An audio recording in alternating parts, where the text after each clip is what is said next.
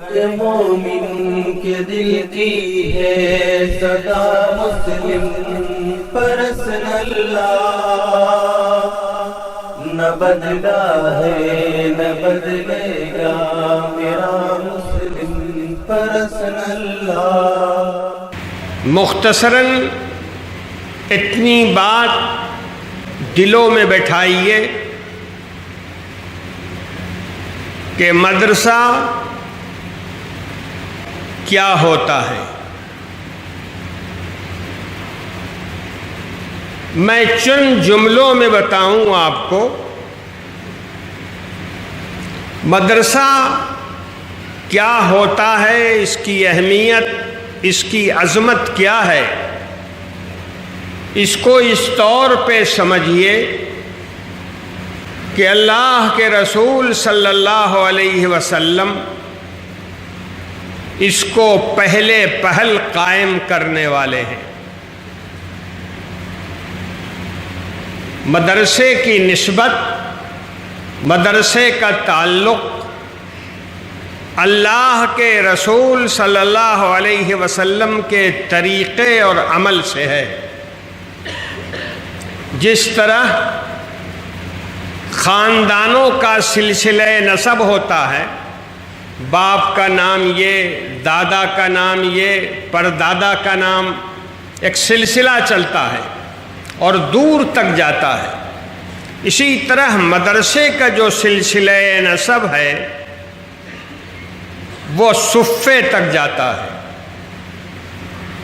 اللہ کے رسول صلی اللہ علیہ وسلم نے پڑھنے پڑھانے، قرآن اور حدیث شریف کو یاد کرنے، حدیث شریف اور قرآن مجید کو سمجھنے سمجھانے کے لیے مسجد نبوی کے بالکل قریب میں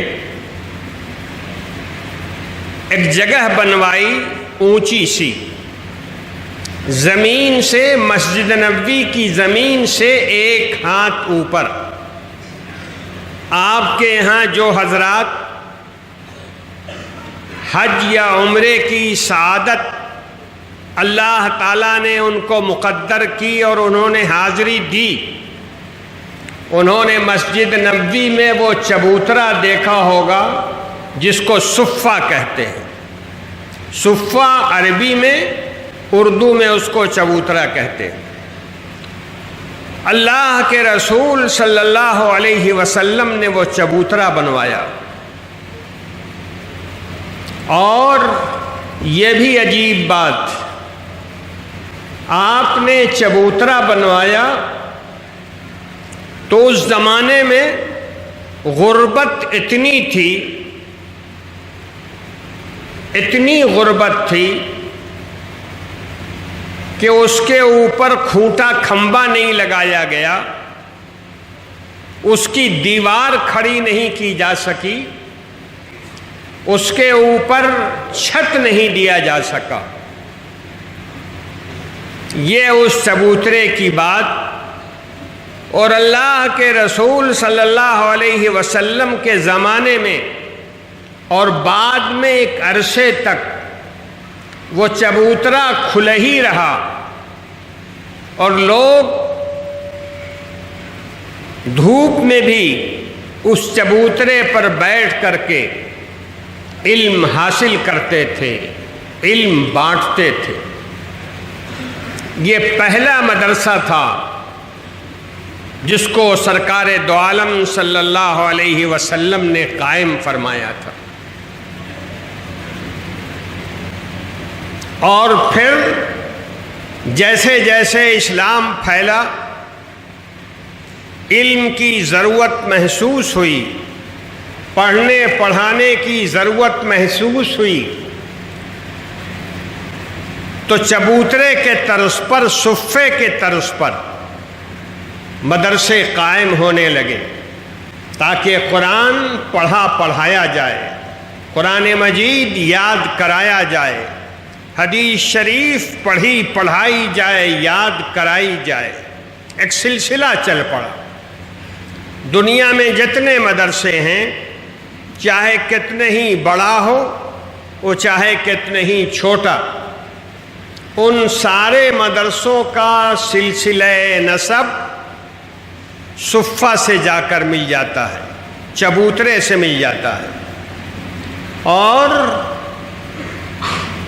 اس کا خیال نہ کیجیے گا کسی مدرسے کی عمارت بہت بڑی ہے تو مدرسہ بہت اچھا ہے، مدرسہ بہت کام کا ہے، اور کسی مدرسے کی عمارت اگر کمزور ہے، پھوس کی ہے،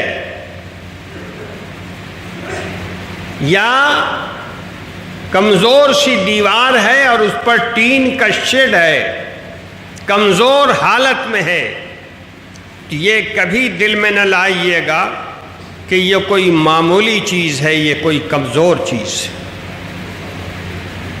مدرسہ مدرسہ ہے اور اس کی نسبت بہت بڑی ہے، اس کی نسبت مدینہ طیبہ کے چبوترے سے ہے، اور اس کی نسبت اللہ کے رسول صلی اللہ علیہ وسلم کے طریقے سے ہے،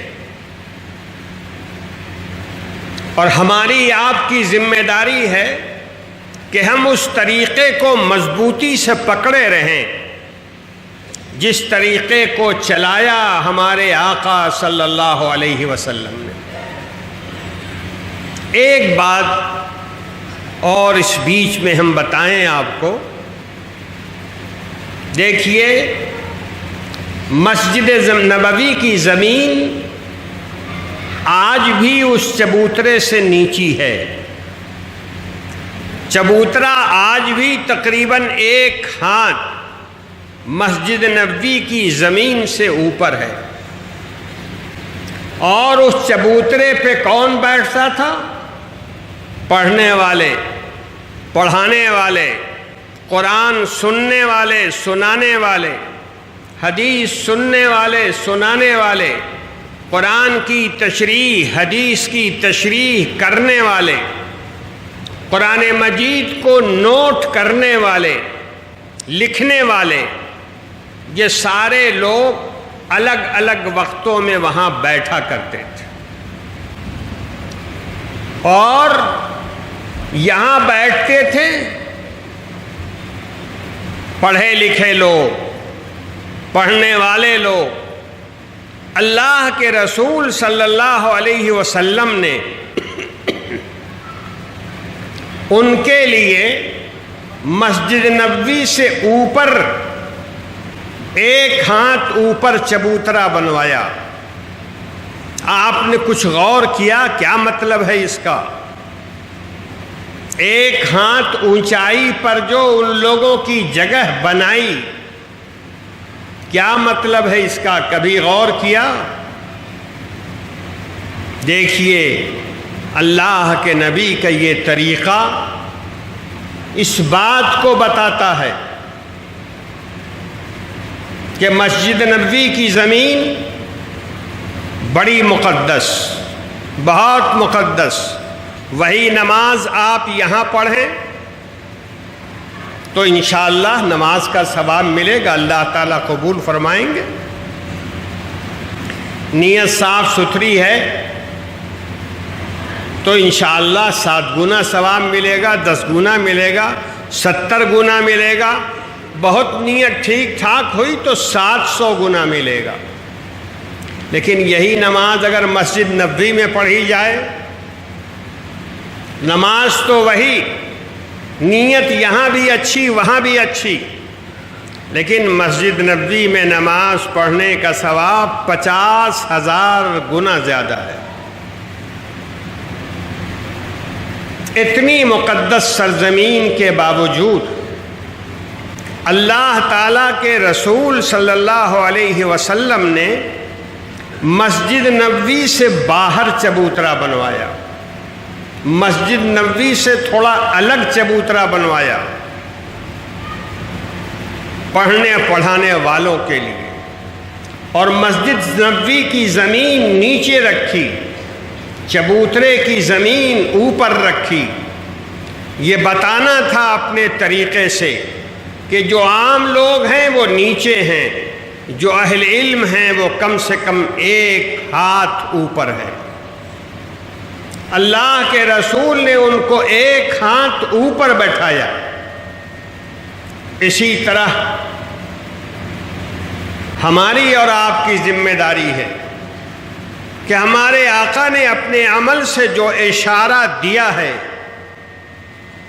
اس اشارے کو ہم اور آپ سمجھیں، پڑھنے والوں کو، پڑھانے والوں کو، قرآن کے پڑھنے اور سمجھنے والوں کو، قرآن کے تفسیر بتانے والے کو، مسئلہ مسائل بتانے والے کو، حدیث پڑھنے پڑھانے والوں کو ہم لوگ اپنے سے کم اتنا اوپر سمجھیں۔ ہر ایک مومن کے دل کی ہے صدا مسلم پرسن اللہ، نہ بدلا ہے نہ بدلے گا میرا مسلم پرسن اللہ۔ ہر ایک مومن کے دل کی ہے صدا مسلم پرسن اللہ،